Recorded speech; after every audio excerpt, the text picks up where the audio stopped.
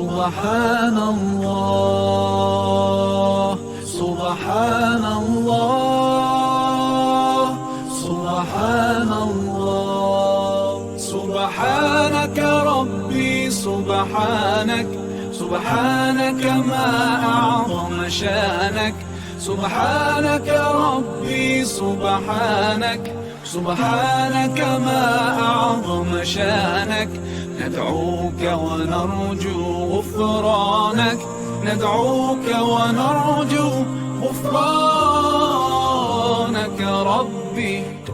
As I travel through the earth, I can't help but notice the symphony I hear all around, from the smallest grain of sand to the faraway planets, to a flower putting roots in the ground, every bird in the sky, every rock and every raindrop sings as it falls from the clouds, every ant, every plant, every breeze and all the seas.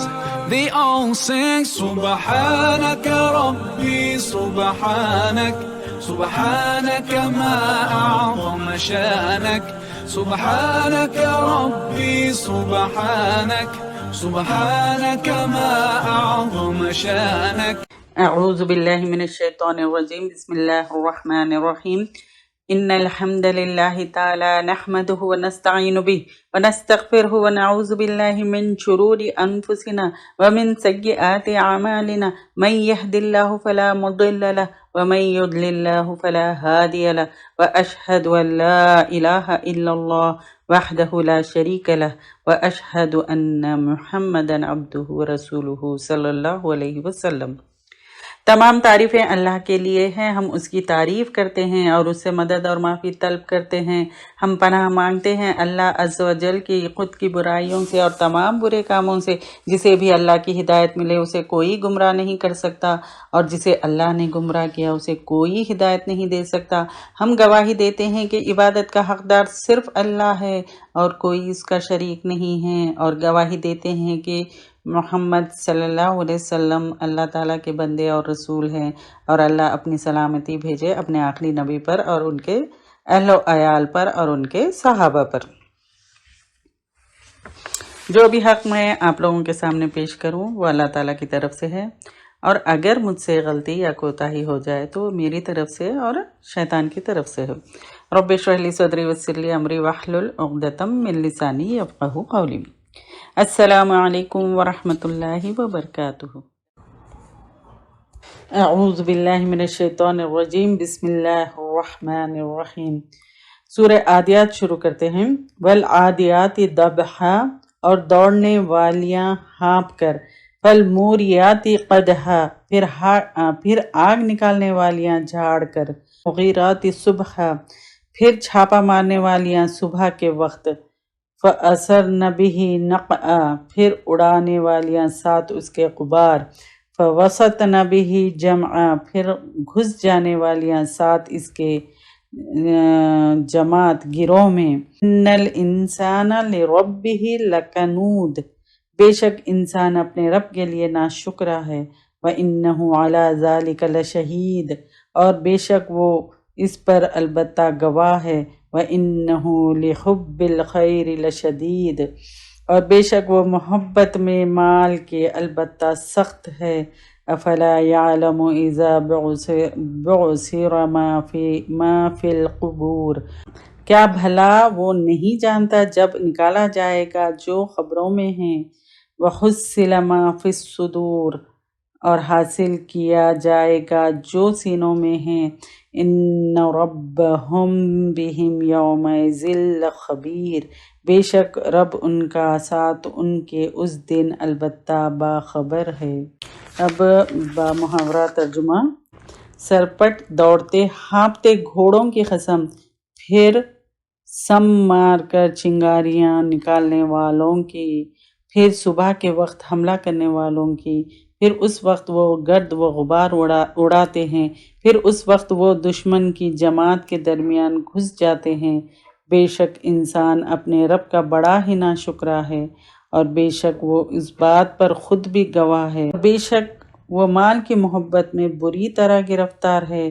کیا پھر وہ نہیں جانتا جب نکال باہر کیا جائے گا جو کچھ خبروں میں ہیں اور ظاہر کر دیا جائے گا جو کچھ سینوں میں ہیں، بے شک ان کا رب اس دن ان کے حال سے یقیناً خوب آگاہ ہوگا۔ اب تفسیر و تشریح کریں گے۔ سورہ عادیات کا تعارف۔ اس صورت کے پہلے ہی لفظ العادیات کو اس کا نام قرار دیا گیا ہے۔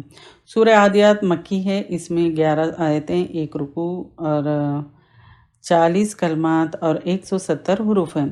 اللہ کی راہ میں جہاد کرنے والے مجاہدین کے گھوڑوں کی عظمت و شرف، انسان کا اللہ تعالیٰ کی نعمتوں کی ناقدری کرنا اور مال سے شدید محبت کرنا، اور آخرت میں انسانوں کے صرف ظاہری افعال ہی نہیں بلکہ ان کے دلوں میں چھپے ہوئے بھیدوں تک کی جانچ پڑتال کا ہونا اس صورت کا موضوع ہے۔ انسان اپنے رب کا ناشکرا ہے۔ اللہ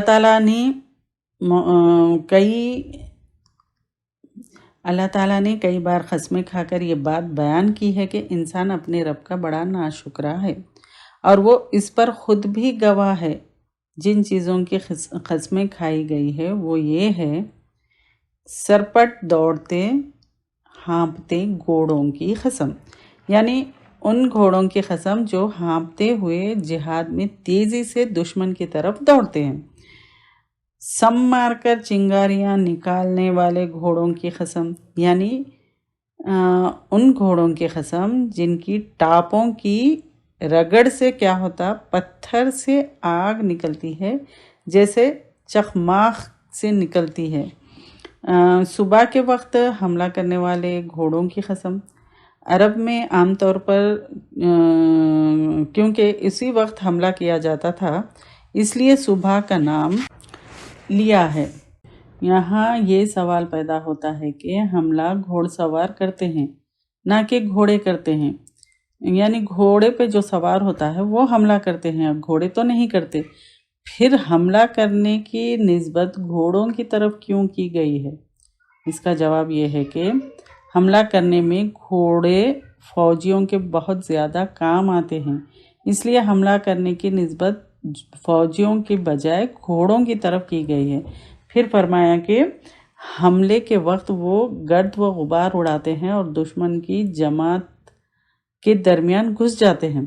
گھوڑوں کی قسمیں کھا کر اور ان کی خصوصیت ذکر کر کے انسان کو یہ سمجھانا مقصد ہے کہ دیکھو، گھوڑے انسان کے حکم اور اشارے کی وجہ سے میدان جنگ میں اپنی جان کو خطرے میں ڈال کر کیسی کیسی سخت خدمات انجام دیتے ہیں، حالانکہ انسان نے ان گھوڑوں کو پیدا نہیں کیا، پھر بھی وہ جو ہے سو انسان کی خدمت کرتے ہیں۔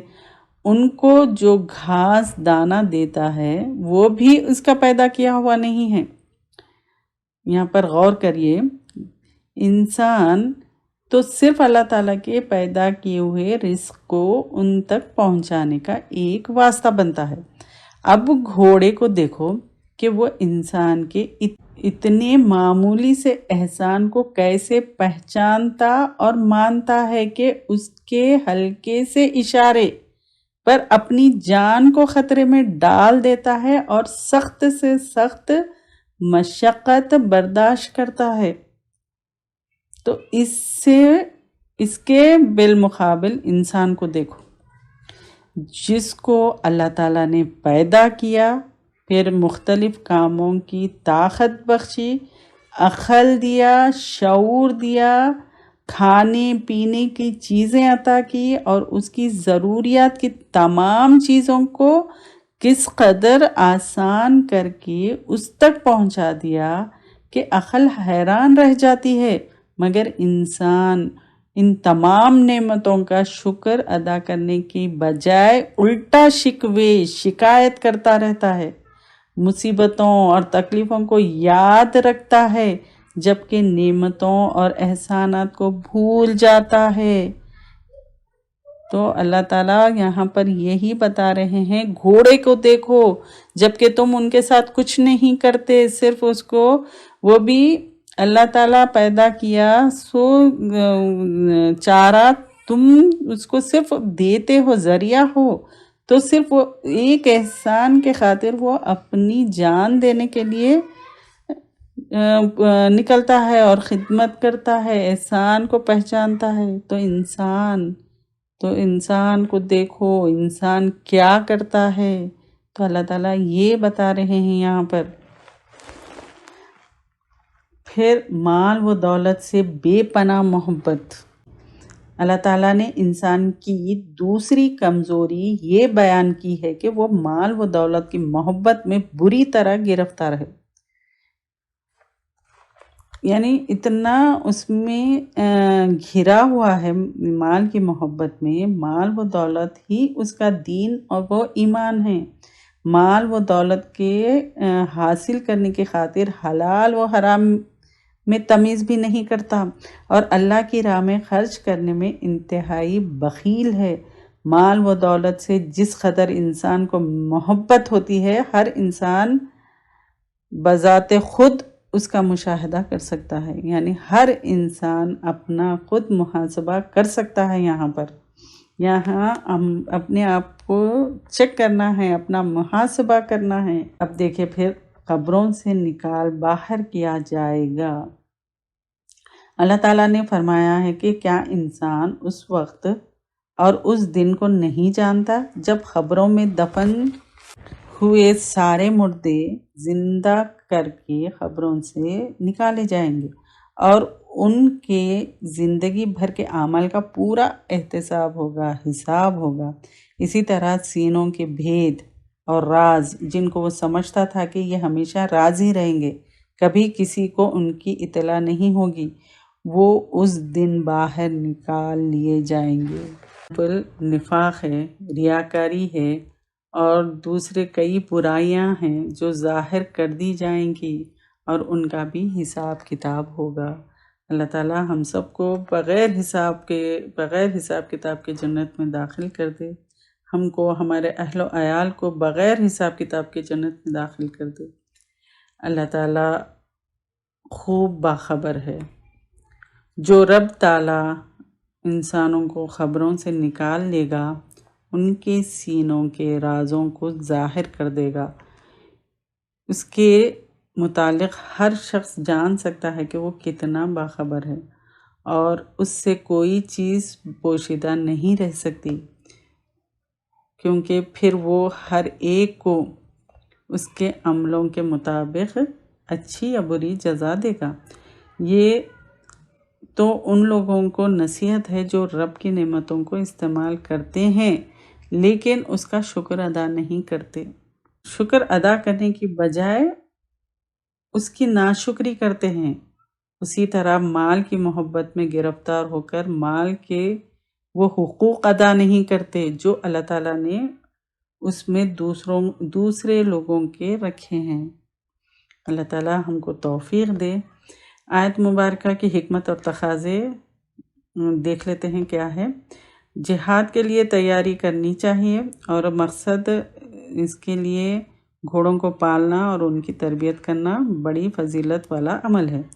گھوڑا اپنے مالک سے گھاس پھوس کھا کر اس کے ساتھ بے مثال وفاداری کا مظاہرہ کرتا ہے، اور انسان عمدہ سے عمدہ اور قیمتی سے قیمتی نعمتیں پا کر بھی اپنے مالک کا شکر ادا کرنے کے بجائے اس کی ناشکری کرتا ہے۔ تو انسان مال و دولت سے شدید محبت رکھتا ہے اور اسے اللہ کی راہ میں خرچ کرنے کی بجائے بخیلی اور کنجوسی سے کام لیتا ہے۔ قیامت کے دن خبروں میں جو کچھ ہے نکال باہر کیا جائے گا، اور سینوں کے راز اور بھید ظاہر کر دیے جائیں گے۔ لہٰذا انسان کو چاہیے کہ ہر حال میں کیا کرے، اللہ تعالیٰ سے ڈرتا رہے اور غلط چیزوں کو دل میں جگہ نہ دے۔ اللہ تعالیٰ انسان کے ہر عمل سے واقف اور باخبر ہے، کوئی بھی چیز اس سے چھپی ہوئی نہیں ہے، کوئی چیز نہ مخفی ہے اور نہ پوشیدہ ہے۔ اعوذ باللہ من الشیطان الرجیم، بسم اللہ الرحمن الرحیم۔ سورہ القاریہ شروع کرتے ہیں۔ القاریہ، عظیم حادثے، کھڑکھڑا دینے والی۔ مل قاریہ، کیا ہے وہ کھڑکھڑا دینے والی۔ وما ادراک مل قاریہ، اور کیا چیز بتائے تجھ کو کہ وہ عظیم حادثہ کیا ہے۔ یوم یکون الناس کالفراش المبثوث، جس دن ہوں گے لوگ ٹڈیوں کی طرح بکھری ہوئی۔ وتکون الجبال کالعہن المنفوش، اور ہوں گے پہاڑ رنگین روئی کی طرح دھنی ہوئی۔ فاما من ثقلت موازینہ، تو لیکن جس کے بھاری ہوئے پلڑے اس کے، فہو فی عیشۃ راضیہ، تو وہ زندگی میں ہوں گے پسندیدہ۔ واما من خفت موازینہ، اور لیکن جس کے ہلکے ہوں گے پلڑے اس کے، فَأُمُّهُ ہاویہ، اس کا ٹھکانہ ہاویہ ہوگا، جہنم۔ وما ادراک ما ہی، اور کیا چیز بتائے تجھ کو وہ کیا ہے۔ نار حامیہ، آگ ہے بھڑکتی ہوئی، کھڑکھڑا دینے والی۔ کیا ہے وہ کھڑکھڑا دینے والی، اور آپ کو کیا معلوم کہ وہ کھڑکھڑا دینے والی کیا ہے۔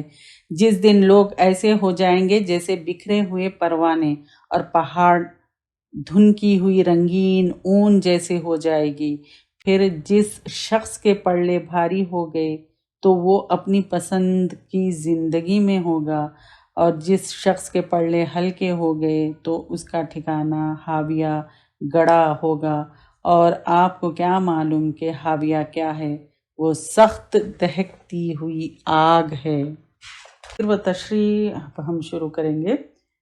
سورہ القاریہ کا تعارف۔ اس سورت کی پہلی آیت کو اس کا نام قرار دیا گیا ہے۔ سورہ قاریہ مکی ہے، اس میں 11 آیتیں، 1 رکوع، 35 کلمات اور 160 حروف ہے۔ اس سورت کا موضوع قیامت کی ہولناکیاں ہیں، لوگوں کا دوبارہ زندہ ہونا اور جزا سزا سے دوچار ہونا ہے۔ والی یا کھڑکھڑانے والی۔ القاریہ، قیامت کے کئی ناموں میں سے یہ ایک نام ہے۔ اس کو القاریہ یعنی کھٹکھٹانے والی، کھڑکھڑانے والی اس لیے کہا گیا ہے کہ یہ اپنی ہولناکیوں سے دلوں کو بیدار اور اللہ کے دشمنوں کو خبردار کر دے گی، جیسے دروازہ کھٹکھٹانے والا کرتا ہے۔ قیامت کا دن اس قدر ہولناک ہوگا کہ انسان بھی ایسے محسوس ہوں گے کہ گویا کہ وہ منتشر، بے ترتیب اور اندھا دھند گرنے والے پروانے، یعنی جو پروانے ہیں، جو پتنگے ہیں، وہ جو روشنی کے پر گرتے ہیں تو ویسے نظر آئیں گے۔ حیرت اور مجبوری میں انہیں زندگی تک کی خبر نہیں ہوتی۔ یعنی دیکھیں، پتنگے اور جو پتنگے ہیں یا پروانے ہیں جو لائٹ کے پر گرتے ہیں تو ان کو یہ یعنی حیرت اور مجبوری میں انہیں زندگی کی بھی خبر نہیں ہوتی۔ تو اسی طرح ہوگا، تو ایک دوسرے پر گرتے پڑتے ہیں جیسے پروانے گرتے پڑتے ہیں۔ دیکھے ہوں گے نا ہم، یہ اکثر ہم کو دیکھنے کو ملتا، لائٹ کے پاس جو پروانے ہوتے وہ ایک کے اوپر ایک گرتے رہتے، بکھرے ہوئے، ادھر ادھر پھرتے ہوئے، یعنی اندھا دھند گرتے رہتے ہیں۔ تو انجام سے بے خبر گرتے چلے جاتے ہیں اور مرتے چلے جاتے ہیں۔ اسی طرح مضبوط اور اونچے پہاڑ ایسے ہو جائیں گے جیسے دھنکی ہوئی رنگین اون ہو، یعنی جو روئی ہوتی ہے، جو رنگین روئی، اس کو جب دھنکتے ہیں تو وہ کیسے ایک ایک اس کا جو ریشہ الگ الگ، اس کا جو بال ہوتا ہے الگ الگ ہو جاتا ہے، تو ویسے ہو جائیں گا، ویسے پہاڑ ہو جائیں گے، اور ہوائیں اس کو جو ہے سو اڑاتی پھرتی ہیں۔ اللہ اکبر۔ اللہ تعالیٰ ہم کو قیامت کی ہر ہولناکیوں سے، ہر عذاب سے محفوظ رکھے، آمین۔ اب اعمال کا وزن۔ قیامت کے دن کی ہولناکیوں کا ذکر کرنے کے بعد اللہ تعالیٰ نے فرمایا ہے کہ اس عظیم دن میں اللہ تعالیٰ کی عدالت میں اس بنیاد پر فیصلہ ہوگا کہ آدمی اعمال کی جو پونجی لے کر آیا ہے وہ وزنی ہے یا بے وزن ہے، یا اس کی بھلائیوں کا وزن اس کی برائیوں کے وزن سے زیادہ ہے یا کم ہے۔ پھر جن کی نیکیاں زیادہ ہوں گی اور اعمال کے وزن کے وقت ان کی نیکیاں والا پلڑا بھاری ہو جائے گا تو وہ لوگ پسندیدہ زندگی میں ہوں گے، اور جن کی نیکیاں کم ہوں گی اور اعمال کے وزن کے وقت ان کی نیکیوں والا پلڑا ہلکا ہو گیا تو ان کا ٹھکانہ ہاویہ گڑھا ہوگا، جہاں سخت دہکتی ہوئی آگ ہوگی۔ اعمال کے وزن کے حوالے سے دو باتیں نہایت ہی گہرا اثر رکھتی ہے۔ ایک یہ کہ کسی شخص نے نیک عمل کس نیت سے کیا ہے، اور کیا اللہ تعالیٰ کو راضی کرنے کے لیے کیا تھا، اور دوسرا یہ کہ وہ نیک عمل کس کے طریقے کے مطابق کیا تھا، کیا نبی کریم صلی اللہ علیہ وسلم کے طریقے کے مطابق کیا تھا۔ مثلا ایک شخص محض رضا الہی کی خاطر اخلاص نیت کے ساتھ، خلوص نیت کے ساتھ کسی مسکین کو کھانا کھلاتا ہے، دوسرا شخص بھی یہی کام کرتا ہے لیکن وہ مسکین سے اجرت کے بغیر یا زبردستی کام لینا چاہتا ہے، یا اس لیے کرتا ہے کہ تاکہ لوگوں میں اس کا یعنی مسکین پروری کا چرچا ہو، یعنی وہ مسکین کو کھانا کھلا رہا تو وہ یعنی لوگوں میں اس کا چرچا ہو، تو ان دونوں کے اس بظاہر ایک جیسے عمل میں بہت فرق ہوگا، یعنی اس کے نیت عمل تو دونوں سیم کر رہے ہیں لیکن اس کے دل میں یہ ہے کہ اللہ کی رضا کے لیے مسکین کو کھانا کھلاتا ہے، اور دوسرا جو ہے سو لوگوں میں چرچا ہو اس وجہ سے کھانا کھلاتا ہے۔ تو اللہ تعالیٰ کیونکہ اللہ تعالیٰ لوگوں کی نیتوں اور دل کی سب باتوں سے واقف ہے، اس لیے اعمال کا وزن نہایت انصاف پر مبنی ہوگا۔ پھر جہنم کی آگ کی شدت۔ جن لوگوں کے نیک اعمال کا وزن ہلکا ہوگا ان کے متعلق فرمایا گیا ہے کہ انہیں دہکتی ہوئی آگ میں ڈالا جائے گا۔ اس سے پتہ چلتا ہے کہ جہنم کی آگ دنیاوی آگ کے مقابلے میں کہیں زیادہ تیز اور ہولناک ہے، جیسا کہ سیدنا ابو ہریرہ رضی اللہ تعالیٰ عنہ بیان کرتے ہیں کہ رسول اللہ صلی اللہ علیہ وسلم نے فرمایا، تمہاری دنیاوی آگ جہنم کی آگ کے 70 حصوں میں سے ایک حصہ ہے۔ صحابہ کرام رضی اللہ تعالیٰ عنہ نے عرض کی، اے اللہ کے رسول، انسانوں کو عذاب دینے کے لیے دنیا کی آگ ہی کافی تھی۔ آپ نے فرمایا، جہنم کی آگ کو دنیاوی آگ پر 69 درجے زیادہ فوقیت دی گئی ہے، اس کا ہر حصہ اس کے برابر گرم ہے۔ صحیح بخاری کی حدیث ہے۔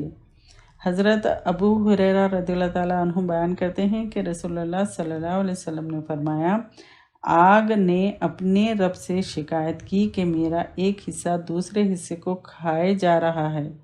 اللہ تعالیٰ نے اسے 2 سانس لینے کی اجازت دے دی، ایک سانس گرمی میں اور ایک سانس سردی میں، پس جو سخت گرمی تم پاتے ہو یہ اس کا گرم سانس ہے، اور سخت سردی جو تم پاتے ہو یہ اس کا ٹھنڈا سانس ہے۔ یہ بھی صحیح بخاری کی حدیث ہے۔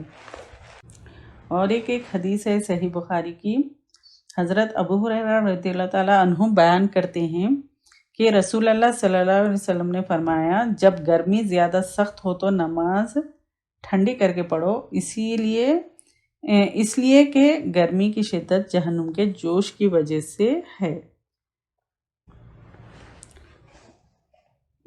اب آیت مبارکہ کی حکمتیں اور تقاضے بھی لیں گے۔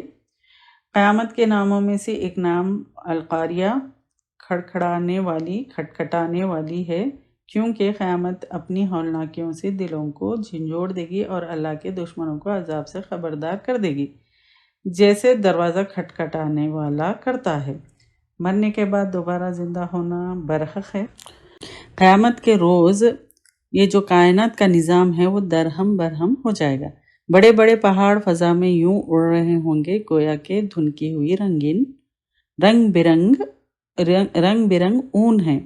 قیامت کا دن اس قدر ہولناک ہوگا کہ انسان بھی پروانوں کی طرح بکھرے ہوئے ہوں گے، گریں گے اور بکھرے ہوئے ہوں گے۔ قیامت کے دن انسانوں کے دو گروہ ہوں گے، جن کی نیکیوں والا پڑلا بھاری ہوگا وہ پسندیدہ زندگی گزاریں گے، اور جن کی نیکیوں والا پڑلا ہلکا ہوگا وہ جہنم کے گہرے گڑھے میں دہکتی آگ میں ہوں گے۔ اللہ تعالیٰ ہم کو محفوظ رکھے۔ اور جہنم کی آگ دنیاوی آگ سے 69 گنا زیادہ سخت اور ہولناک ہے۔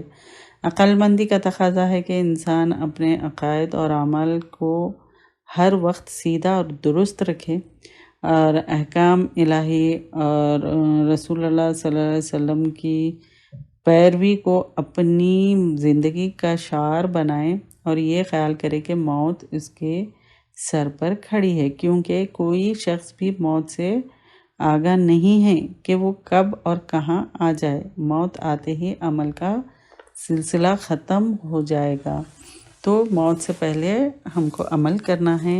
اللہ تعالیٰ ہم سب کو اس کی توفیق عطا فرمائے۔ وآخر دعوانا ان الحمد للہ رب العالمین سبحانک اللہم و بحمدک نشہد ان لا الہ الا انت نستغفرک و نتوب الیک۔